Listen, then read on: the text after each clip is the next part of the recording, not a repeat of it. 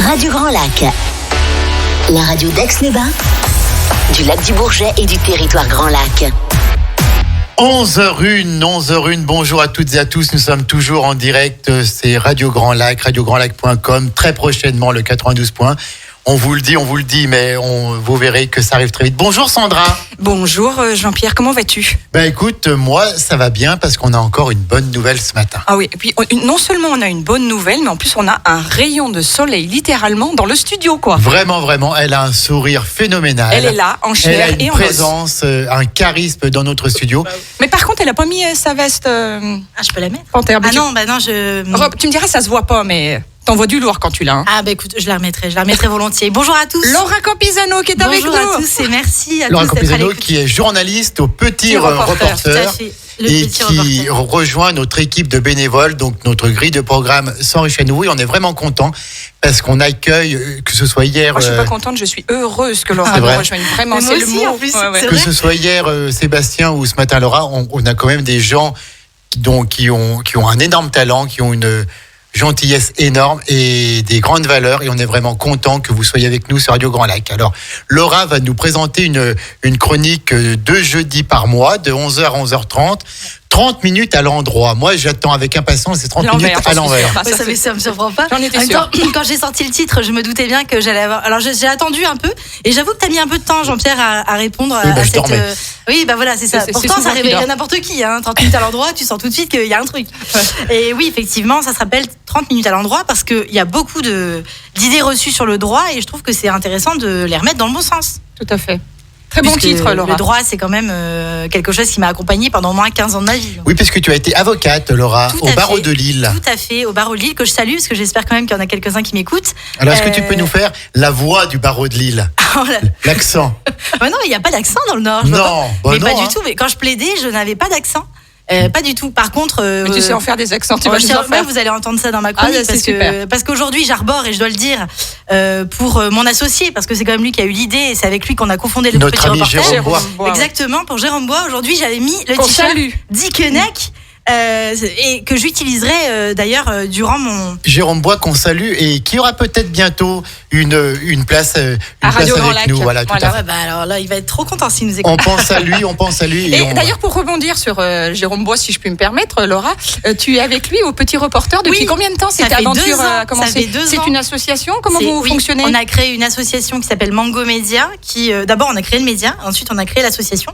Et l'association Mango Média a vocation à gérer le média et aussi à promouvoir l'éducation aux médias sur le territoire savoyard. D'accord. Puisque d'abord on commence par la Savoie, on verra si on devient une multinationale américaine.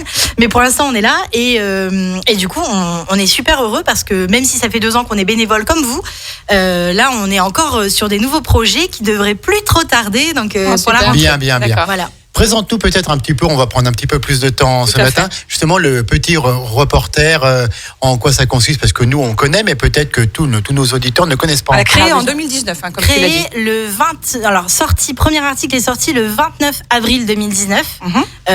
Sur une plateforme blog. On voulait voir un peu si ça fonctionnait au départ. De faire un nouveau média, parce qu'il y avait quand même il y avait beaucoup de médias déjà, mais il y avait aussi, il nous semblait de la place pour un média novateur. Et du coup, on a créé ce média qui a son propre ton, en fait, sa propre façon de travailler, puisque c'est nous deux qui décidons de tout, que personne ne décide à notre place. Et ça, c'est compliqué pour les gens qui nous lisent. Merci. Et vous le faites bien. Par exemple, la campagne des départementales, on le fait pas, on tend pas le micro à chaque candidat. Il y en a 168, donc ça fait un petit peu beaucoup. Et on n'est que 2, quand même, toujours. Donc, du coup, on a décidé de faire autrement. Voilà, comme nous tout à l'heure. Tout à fait. Et donc, effectivement, petite dédicace. Effectivement, on a décidé de faire des sujets transversaux à notre façon, pour montrer les départementales et intéresser les gens différemment que de faire la même chose que nos confrères, ce qui ne sert à rien. Voilà. Notre point de départ, c'était de dire, voilà, on vient compléter l'information qui est déjà donnée par d'autres. Tout à fait. Et pas être meilleur, et pas être plus fort, mais simplement compléter et apporter un nouveau regard. Tout à fait. Un petit peu finalement comme ce qu'on fait nous. Une ligne éditoriale qui est sensiblement la même de toute façon, c'est clair. Et qui est pleine de valeurs. Et si Jérôme nous écoute, je lui redis que j'adore son humour. Et écoute, moi aussi. J'ai quand même super bien choisi mon associé. Tu me surprends là. Voilà, j'ai super bien choisi mon associé. Alors Laura, tu étais spécialisée en quoi quand tu étais avocate? Je vais me surprendre en droit pénal. En droit pénal, d'accord. Donc je défendais les gens qui faisaient des bêtises. Beaucoup. J'aime bien, moi, les gens qui font des bêtises. Donc, tu es allé au tribunal correctionnel, tu es allé aux assises. Est-ce qu'on peut dire qu'on défend l'indéfendable? Pas vraiment. Pas vraiment. Ils sont tous défendables. Exactement. Même les pires, ils sont tous défendables parce que ce qu'on imagine le pire dans l'univers collectif, finalement, l'imaginaire collectif, c'est beaucoup grâce au travers des médias, notamment, et puis on va en parler là des séries américaines et des films, puisque on a vraiment l'impression qu'il y a des choses qui sont terribles. Mais quand on est face à un individu qui a commis une infraction et qui est pas fier de lui, je veux dire, la plupart du temps, le gars, on le voit dans des conditions pitoyables, et en règle générale, cette personne souffre. Et nous, du coup, on perd tous nos a priori, sinon on n'est pas avocat. Donc l'avocat défend tout le monde, et j'en vais en parler d'ailleurs dans la chronique, parce que c'est important, je pense, de rappeler le rôle de l'avocat et d'expliquer que c'est pas justement le rôle qui lui est dédié dans les séries américaines. Mon client ne parlera plus, mon client va se taire et va plus répondre à vos questions. Alors, en fait, c'est pas à ça que sert un avocat, bien sûr. Bien. Eh ben écoute, donc on va commencer cette chronique judiciaire, un peu juridique. Qui est une vraie mission finalement de service public. Exactement. Alors ça aussi, c'est vraiment une mission qui me semble importante dans le sens où, alors je pense pas que je vais révolutionner la planète. Non, mais elle est pas importante, mais elle est fondamentale. Mais je pense que ce serait bien qu'on apprenne le droit dès l'école. Tout à fait. Qu'on apprenne le droit tout de suite. Les bases du droit, parce que là, vraiment, on en est loin. Et je commence, justement, j'ai décidé de commencer par les films américains, les séries américaines qui sont à la première fenêtre sur le droit. Mais ce n'est pas le même droit. Mais ce n'est pas le même droit que nous. C'est une erreur parce que c'est pas le même système judiciaire. Donc on a un souci. Et puis c'est vrai qu'on arrête aussi dès qu'on a des procès ou des instructions, de donner son avis là-dessus parce qu'on n'est pas compétent pour le faire. Encore, toi tu es avocate, moi j'ai quelques années de droit, mais c'est il y a qu'à Faucon. En droit, on n'y aime pas trop ça. Il vaut mieux éviter parce qu'il y a une qualification, il y a des qualifications pénales, des mots à pas dire. Exactement. Je ferai d'ailleurs certainement une émission sur le jargon du droit parce qu'on a tendance à avoir l'impression que c'est une langue à part entière, le droit. C'est pas faux. Et c'est pour ça que moi, je viens aujourd'hui vulgariser un peu tout ça. Très bien. Et donc, on va voir si ça fonctionne et si les gens sont... C'est un peu comme la médecine, c'est un vocabulaire à part. Complètement. Et c'est pas pour rien, c'est justement parce que c'est technique. Bon, je vois qu'on est déjà bien Mesdames, lancé. Messieurs, chers amis, on va commencer. Et puis si je peux me permettre de prendre, je ne sais pas si c'est une amie à toi sur les réseaux sociaux, j'ai trouvé que ça te collait, mais alors comme un gant. Babette, peut-être ça va te parler. Tu es une distributeuse de bonheur, de bonne humeur et de sourire. C'est tellement vrai. C'est exactement vrai. C'est une de mes amies du Nord, justement. Incroyable. Donc, comme quoi, le Nord est là. Laura, cher maître, soyez la bienvenue dans les studios de Radio Grand Lac. Et on commence cette première chronique. 30 minutes à l'endroit et vite après on se fera les 30 minutes à l'envers. Allez, Laura Campizano pour nous avec Radio Grand Lac, c'est pour vous aussi, c'est tout de suite. Merci beaucoup. Alors effectivement, chers amis, chers auditeurs, pour ce premier numéro, j'aimerais bien qu'on parle de la manière dont le droit entre dans nos vies, dans nos discussions, dans nos conversations et dans nos foyers, voire dans nos rêves. Bien sûr, si vous n'êtes pas de la famille de Pablo Escobar, parce que sinon c'est un peu plus violent comme entrée en matière pour connaître le droit. J'ai nommé bien sûr la télévision. On vient d'en parler avec Sandra et Jean-Pierre.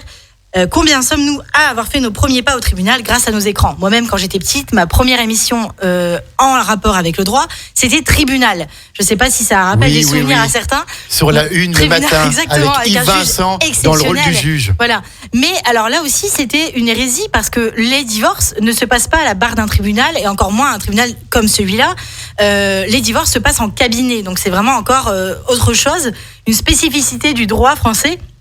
Le divorce ne se passe pas devant tout le monde avec un public. Ça se passe dans le cabinet du juge avec seulement les parties et heureusement.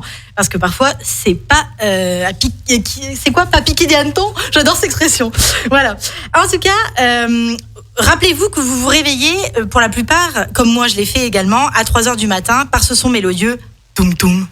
Je pense que ça rappelle des souvenirs à beaucoup de gens. C'est New York Unité Spéciale, New York Police Judiciaire, ces séries qui ne se terminaient jamais et qui avaient le don de continuer encore et toujours et de résoudre des enquêtes au rythme, mais vraiment effréné de 45 minutes à chaque fois.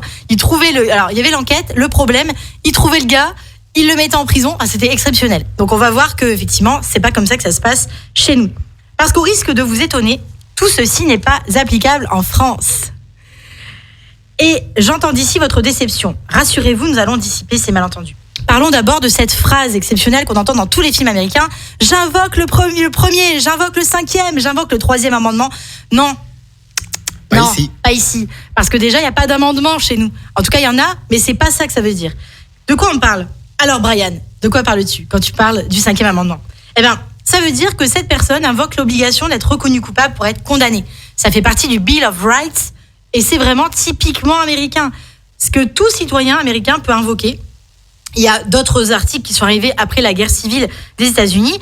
Bon, rien à voir avec notre Constitution. Pourquoi ? Parce que la leur date de 1789. La nôtre date de 1958. Le 4 octobre précisément. C'est celle qui instaure la 5e République. Ça date donc du général de Gaulle. Autant vous dire que le général de Gaulle en 1789, bon, t'es pas là. Non, exactement, je confirme. Si son préambule, le préambule de notre Constitution, eh bien, la Déclaration des droits de l'homme et du citoyen qui date de 1789. 26 août, très grande date. Voilà, la ressemblance s'arrête ici. Chez nous, il y a 89 articles et il y a peu de gens qui auraient l'idée d'invoquer l'article 77-7 de la Constitution pour se défendre. Il y a une juridiction qui s'appelle le Conseil constitutionnel auquel on peut soumettre une règle pour savoir si elle est constitutionnelle ou non. Mais alors, on n'en est pas là du tout et ce serait terriblement peu sexy dans une série, même française, qu'on place le Conseil constitutionnel.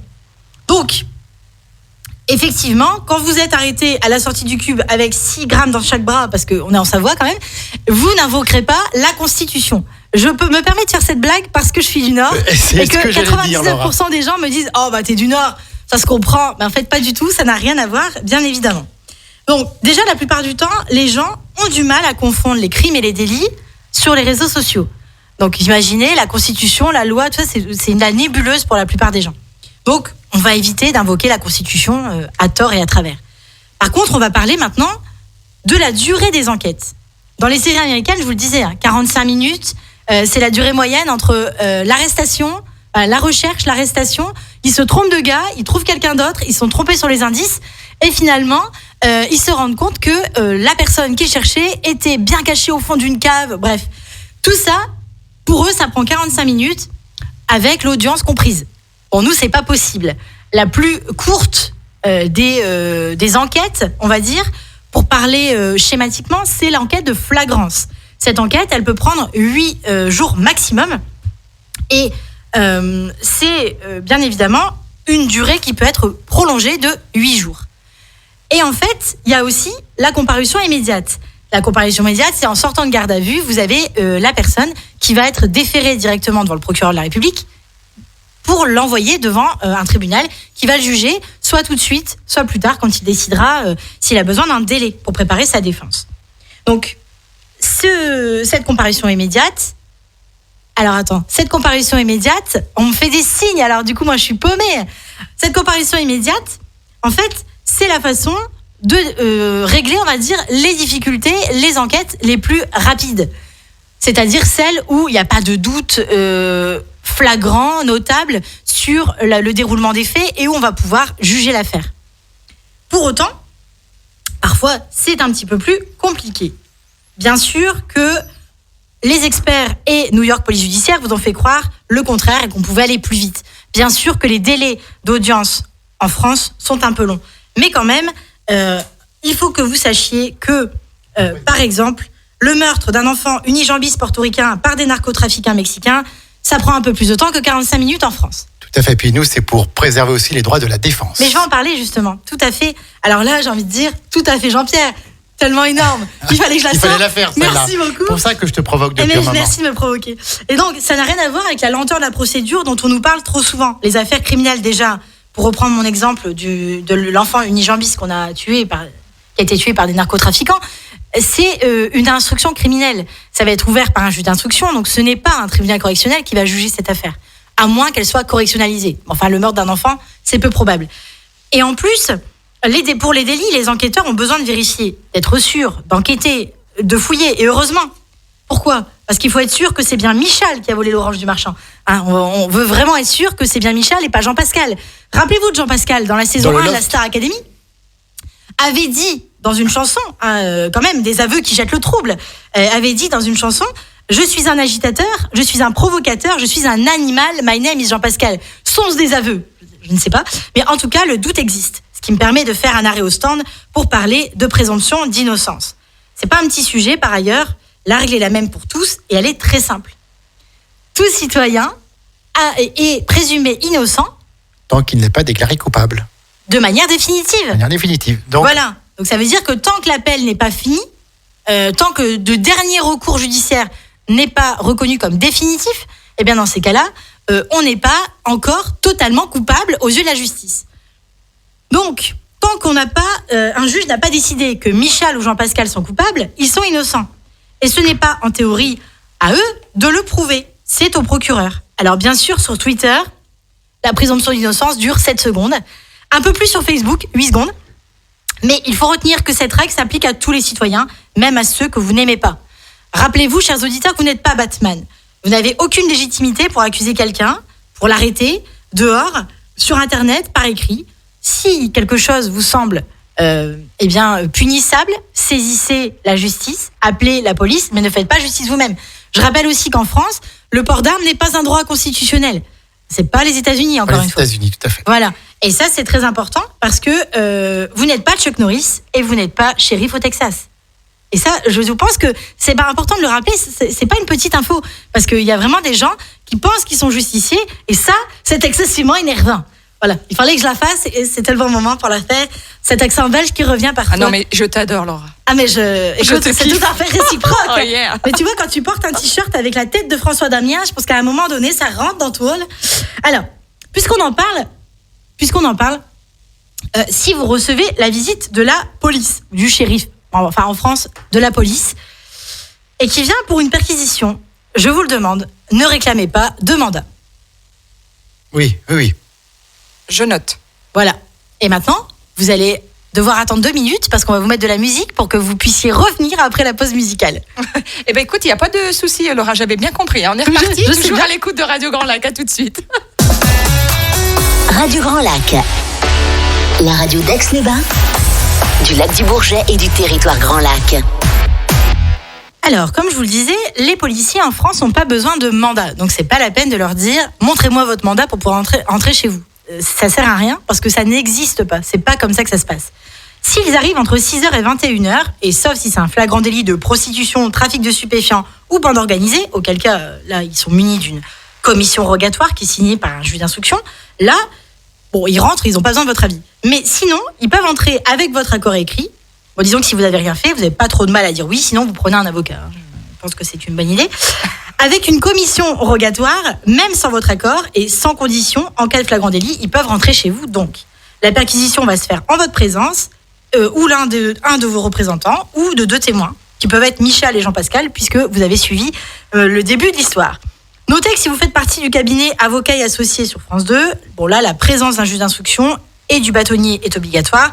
Et c'est pareil si vous êtes Didier Raoult, auquel cas, là aussi, vous aurez besoin d'un représentant de votre ordre pour pour préserver le secret professionnel, si tant est qu'il y ait encore un secret professionnel, puisque tout est sur les réseaux sociaux. Alors, admettons que rien de compromettant ne soit trouvé chez vous, tant mieux. Vous pouvez faire sauter les petites patates rissolées et vous servir un limoncello spritz, spécial dédicace à Hilde. Et sinon, vous finissez en garde à vue et en comparution immédiate. Et alors, j'espère que vous aurez suivi mon conseil et que vous aurez pris un avocat, car comme le disait Jade Masse, si on m'avait conseillé, j'aurais commis moins d'erreurs. Oui. Et je le fais bien sûr pour faire plaisir à Sandra. Mais trop gentil. c'est quand même très important de rappeler que même si vous croyez que vous êtes innocent, un avocat saura mieux le dire que vous. C'est-à-dire que balbutier pendant des heures et dire que vous y êtes pour rien en vous énervant et en devenant rouge, c'est peu probable qu'on vous croie innocent. Donc faites attention quand même. Un avocat, ça sert à ça. Je vous rappelle quand même que Perry Mason est à la retraite. Donc choisissez quelqu'un d'autre. Quand même, c'est plus important. Une fois devant le juge, s'il vous plaît, ne l'appelez pas votre honneur. Hein. Voilà. Votre honneur, c'est pas possible. C'est pas chez nous, ça. Voilà, votre honneur, on arrête de faire ça parce que c'est excessivement énervant. C'est à la télé, ça. Ah, c'est à la télé, c'est Yeah. surtout aux États-Unis. On dit pas votre honneur. Non, on dit pas. sachant que votre honneur au départ c'est en Angleterre, c'est en Grande-Bretagne. Your honor. C'est d'abord en Grande-Bretagne. En France, c'est monsieur ou madame le président, que c'est comme ça que ça se passe. Et personne, je vous le dis, ne crie objection à votre honneur. Personne au monde ne prend la parole, ne coupe un juge pendant qu'il parle. Ça n'existe pas. Rappelez-vous quand même, si vous n'êtes jamais allé dans un tribunal, que quand on entre au tribunal et que le juge arrive, l'huissier audiencier, donc un gars sur la gauche habillé en noir pour vous repérer, un peu comme les avocats, un peu comme tout le monde en fait, tout le monde est habillé de sa robe, va crier le tribunal. Tout le monde va se lever et se taire. C'est-à-dire que les tribunaux, les téléphones portables, etc. Non, on fait pas jouer, on joue pas à la Game Boy, on bouffe pas des chips. On n'est pas au tribunal. On n'est pas. Si on est pas sur Facebook ce jour-là. On n'est pas non plus au théâtre. C'est ça que je voulais dire. En fait, j'ai lapsus révélateur. Certains vont au tribunal comme s'ils étaient au théâtre. Or, qui au théâtre mange des chips ? Je veux dire, ça n'existe pas. Et c'est excessivement énervant pour quelqu'un qui mange quelqu'un qui ne mange pas de chips d'écouter quelqu'un qui en mange. D'accord ? Donc voilà, on arrête. Ça, on fait pas. Voilà. Donc c'est important. Donc vous ne criez pas objection et vous ne verrez pas de juge avec un marteau, parce que ça, c'est aux États-Unis. Ça n'existe pas. Tac, tac, tac, tac, silence. Ça n'existe pas. Je cognerai le jour. Et je cognerai la nuit. Donc pas de clo-clo dans cette enceinte. Non. Clo-clo sort de ce corps. Exactement. Vite, le plus vite possible. Loin de moi. Ils ne porteront pas de perruque, comme en Grande-Bretagne, sauf donc le marteau, c'est sauf si vous êtes un tableau de Renoir et qu'ils vous auront adjugé vendu. Ce qui, à mon avis, est là aussi peu probable. Je ne dis pas que vous n'avez pas de valeur. Votre avocat, qui ne sera pas Ali McBeal, donc elle ne sera pas en mini-jupe, elle ne dansera pas sur de Gloria Gaynor en plein milieu de l'audience, rassurez-vous. Même moi, quand j'étais avocat, je ne le faisais pas. J'ai fait un moonwalk, ça sera l'objet d'une autre émission. Mais je suis sûre que tu aurais fait un tabac. J'ai fait un moonwalk à la demande de la présidente du tribunal et ça lui a beaucoup plu. Madame Reliquet, si vous m'entendez, je ne sais pas, mais en tout cas, c'est un beau souvenir de mon ancienne vie. En tout cas, l'avocat, ni vous, ni personne ne peut faire entrer de témoins surprises, comme dans les séries américaines, où il y a un témoin qui déboule de je ne sais où et qui arrive tout en sueur en disant « Non !» comme dans les mariages. « Non ! Ne vous mariez pas ! Je suis contre !» Là, c'est pareil, c'est pas possible. Parce qu'il y a un formalisme dans les tribunaux. Il y a quand même, les gens sont cités à l'audience, ils sont choisis, on les appelle, ils sont obligés de venir d'ailleurs. Et il faut savoir quand même que si vous ne venez pas, alors que vous êtes témoin, eh bien vous risquez quand même une peine de 3 750 € d'amende maximale. Donc il faut quand même venir. Alors bien sûr, vous ne prêterez pas serment sur la Bible, rassurez-vous. Ça n'existe pas non plus en France. Ça c'est typiquement américain. La Bible, ça n'a pas sa place dans un tribunal. Même le président des États-Unis jure sur la Bible, il prête serment sur la Bible le jour de son institution. C'est quand même très surprenant. Et d'ailleurs, je fais un petit saut aux États-Unis encore une fois pour vous rappeler que non plus, il n'y a pas systématiquement de jury. En fait, quand on est dans une affaire, on va dire correctionnelle en France, il n'y a pas de jury. Le jury, c'est que pour les assises. Pour les assises. Voilà. Donc, devant un tribunal, les témoins doivent venir dire la vérité, toute la vérité, et dire je le jure. Et ne pas chanter une chanson juste derrière, juste pour amuser le juge. C'est pas marrant, en fait. Vous n'êtes pas là pour rigoler. Vous êtes là dans une audience. Et c'est vrai que parfois, on peut avoir des surprises. Mais les vraies surprises, on va dire qu'elles arrivent surtout dans la bouche des gens. À la fois le prévenu, quand on est au tribunal correctionnel, et à la fois l'accusé, quand on est aux assises. Des témoins également qui peuvent dire n'importe quoi, tout l'inverse de ce qu'ils avaient dit quand ils étaient devant la police au tout début de l'enquête. Par contre, toutes les pièces que vous donnerez, eh bien, elles seront transmises aux différentes parties, le procureur de la République, le magistrat qui aura des conclusions et également la partie civile s'il y a une partie civile. Ça, c'est l'avocat de la victime, on va dire, pour vulgariser, pour schématiser. Donc, bien sûr, là, vous ne trouverez jamais en France un gant à essayer, comme O.J. Simpson, devant son tribunal. Ça ne risque pas d'arriver. Ce genre de surprise, de coup d'éclat n'arrive que très rarement. Moi, je m'en souviens même pas qu'il y ait pu en avoir eu un. En tout cas, dans ma carrière, ça n'est pas arrivé. Alors, le pompon sur la pomponnette, la cerise sur le sundae, j'ai envie de dire, j'adore cette expression aussi, c'est la caution. On entend souvent les gens dire il a une caution à payer pour sortir de prison. En France, c'est très rarement utilisé la caution. La caution, c'est une alternative à la détention provisoire quand on est mis en examen par un juge. Et encore, on est mis en examen par un juge, c'est le juge d'instruction qui va décider si vous placez sous contrôle judiciaire, c'est-à-dire que vous êtes libre, mais avec des obligations à respecter. Mais c'est pas lui qui va décider si vous allez en prison. Ça, ce sera le juge de la liberté de la détention. J'en parlerai dans un prochain numéro pour vous donner un peu l'étendue du système judiciaire français. Et puis, il y a forcément le montant de la caution ne peut pas excéder les ressources que vous avez. Ça ne sera jamais $1 million si vous êtes boulanger. À moins que vous soyez le boulanger de France, le plus riche de France. C'est très rare qu'on aille aussi loin. Donc cet argent, à quoi il sert ? Il sert à représenter la personne en justice. Si vous ne revenez pas, vous n'avez pas votre argent. En gros, c'est ça. Si vous ne venez pas au tribunal, on ne vous rend rien. Si vous venez, on peut vous rendre cette partie, sauf si la deuxième partie n'est pas suffisante pour payer vos parties civiles. En cas de non-lieu, c'est-à-dire si jamais on décide que finalement vous n'étiez pour rien, on va vous rendre cet argent. Et ça aussi, dans les séries américaines, effectivement, on a beaucoup d'idées reçues. Alors, il y a des séries françaises également, bien sûr. Il y a des séries françaises et c'est vrai que ces séries, de plus en plus, avec le temps, vont devenir de plus en plus perfectionnées et s'entourer d'une équipe de juristes pour les écrire. Je pense notamment à la série Engrenage, qui était plutôt proche de la réalité. Alors après, c'est toujours romancé, sinon ça fait plaisir à personne. Hein. C'est pour ça que le garde des Sceaux actuel, et qui était également mon ancien maître de stage avec son associé Stéphane Squillaci, a décidé que c'était une bonne idée, peut-être, de filmer les audiences. Alors là, je pense que si on filme les audiences, Texas Rangers, on ne regardera plus jamais de la même manière. Parce que le droit français n'est pas du tout le droit américain. Alors, bien sûr, vous verrez que dans les séries américaines, le plus important, c'est de faire aussi un peu sensationnel, de faire rêver les gens. C'est toujours très boosté. Vous regardez un film policier français, c'est pas le même rythme qu'un film américain. On est d'accord ? Tout à fait. C'est beaucoup plus plan-plan. Mais, en tout cas, il fallait qu'on remette à l'endroit ce qui est véhiculé par ces séries depuis des quarantaines d'années. Avant, le droit était expliqué à la radio. Donc finalement, ce que je suis en train de faire là, c'est un peu refaire ce qui se passait dans les années 30, 40, puisqu'on expliquait déjà le droit à la radio. Il y a des superbes émissions de faits judiciaires sur d'autres antennes qui expliquent vraiment la réalité. La réalité, c'est ce que je viens de vous dire. Alors avec ma façon à moi, bien sûr, ce qui permet aussi de rire entre deux faits judiciaires réels, entre deux normes. La prochaine fois, je vous expliquerai comment fonctionne le système judiciaire. À quoi sert un avocat commis d'office ? Qu'est-ce que c'est qu'un avocat commis d'office ? Oui. Je pense que c'est important parce que j'ai été moi-même avocat commis d'office et j'ai moi-même surpris les gens avec ma dégaine d'adolescente. Parce que quand ils m'ont vu arriver au palais, les gens se disaient « C'est vous l'avocate ? Attends bébé, laisse-moi plaider. » Yes. Et quand j'ai plaidé, ils m'ont fait exactement. « Ah ouais, c'est vous l'avocate ?» Voilà. C'est toujours à la fin qu'on fait le... C'est génial. Hein, c'est extraordinaire. Exactement. Parce que c'est toujours à la fin du concert qu'on paye les musiciens. Et c'est à la fin du marché qu'on compte les bouses. Voilà. Alors, poésie, bonjour, amis de la poésie. Amis de la poésie, bonjour. Bonsoir, je vais dire. Alors, en tout cas, je vous remercie beaucoup d'avoir écouté cette émission, ce premier numéro de 30 minutes à l'endroit. Et puis, écoutez, je vous souhaite... hors antenne, on va faire le à l'envers. Il faut quand même que je dise autre chose, parce que j'avais promis que je le ferais aujourd'hui. Il y a aussi quelque chose sur lequel je tenais à revenir avant la fin de l'émission, c'est que même quand quelqu'un vous énerve très fort, le frapper n'est pas la solution. Y compris quand c'est le président de la République.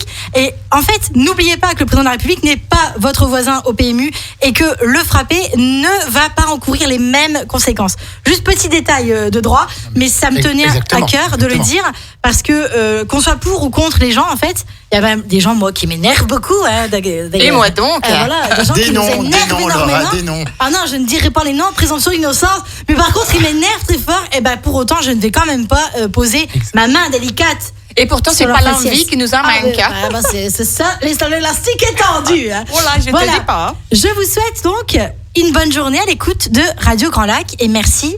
Vivement la semaine prochaine. Vivement dans 15 jours. Oui, donc le jeudi 24 juin pour la deuxième chronique, on a hâte parce que Sandra, tu es d'accord avec moi, avec ce sourire, avec cette culture, avec cet humour, elle a su nous faire passer plein de données, plein de choses importantes et difficiles parfois à cerner. Les 30 minutes sont passées. Et moi, je me suis régalée et j'ai temps. rien vu passer. C'est incroyable. Mais c'est vrai que c'est très important ce que tu nous dis et notamment, j'ai envie de dire au public, aux auditeurs, suivons le respect de l'instruction avant toute chose. Il y a un procès en cours, on ne se prononce pas pour ça. Mais même nous, hein. Même les journalistes non plus ne devraient pas écrire. Tout à fait. On n'est pas condamné avant d'être condamné. Alors après, il y a Il y a un autre problème, c'est peut-être le problème du jury populaire. Mais bon, puisque la cour d'assises se prononce au nom du peuple français, il faut qu'il y ait un jury. Mais là, c'est peut-être une autre réforme à mettre en place. On en reparlera, de toute façon. On en reparlera. J'ai des sujets, mon Dieu, jusqu'à l'année prochaine. Sandra. Voilà, juste une petite chose à dire. Évidemment, restez bien sûr à l'écoute de Radio Grand Lac, puisque les programmes sont des programmes de ouf. C'est clair. Voilà, qu'on vous réserve tout au long de la journée, une grille de programmes incroyable. Et on retrouve Damien ce soir dans l'émission Sportez-vous bien. À 19h30, de 19h30 à 20h30, et il va recevoir la BVB Aix-les-Bains Volleyball. La BVB, c'est un prêtre, ça. Écoute, ça, voilà. J'allais le dire. Voilà, donc c'est à 19h30 dans les studios de Radio Grand Lac, le magistral aussi, Damien, dans avec Aurélie Joly. Et Aurélie, bien entendu, la voix féminine incroyable et qui match incroyable pendant cette émission. Restez à l'écoute. Et puis pendant qu'on est là, quand même, un petit tour sur le week-end, parce que samedi soir, pendant que vous êtes là, vous êtes très nombreux à nous écouter. Vous avez bien sûr la célèbre émission de notre ami Hugo Magnien de 19h à 20h samedi soir, l'heure du kiff. Vous aurez ensuite notre superbe équipe de 120 minutes actu de 21h30 à 23h30. Avec Corentin, Scott et Ingrid, bien sûr. Exactement. Et puis, moi, personnellement, j'aurai le grand bonheur de vous retrouver dimanche matin. Mais alors, attention. Alors là, c'est une émission de ouf. Écoute, de Laura. 10h à midi, exceptionnellement. Et on va faire quelque chose qui ne s'est jamais fait. Vous voyez, j'en bafouille tellement j'en suis ému. C'est que dimanche matin, vous aurez autour du studio, bien sûr, notre marraine et notre parrain, Stéphanie Rodriguez et Fabrice Pelluso. Mais vous aurez aussi le plus grand professeur d'accordéon au monde, le maître Jacques Mornay, qui nous fait le plaisir de venir ici. Incroyable. Le fondateur du CIMA, du Centre national et international de musique et d'accordéon, qui est situé en Auvergne, avec sa directrice, mon amie Nathalie Bouchex, qui est championne du monde. Et donc, j'aurai tout ce petit monde dimanche matin. Pour 2 heures. J'en palpite déjà de 10h à midi. Aussi quand on parle. Nous serons, comme l'annonce notre partenaire l'Hebdo des Savoies ce matin, que je remercie, nous serons la capitale de l'accordéon dimanche matin. Je vous donne rendez-vous. Mais n'oubliez pas, samedi soir aussi, l'heure du kiff. Et puis 120 minutes actu. Voilà. Bonne journée à l'écoute de Radio Grand Lac. Bye bye. Au revoir tout le monde. Merci beaucoup. Au revoir.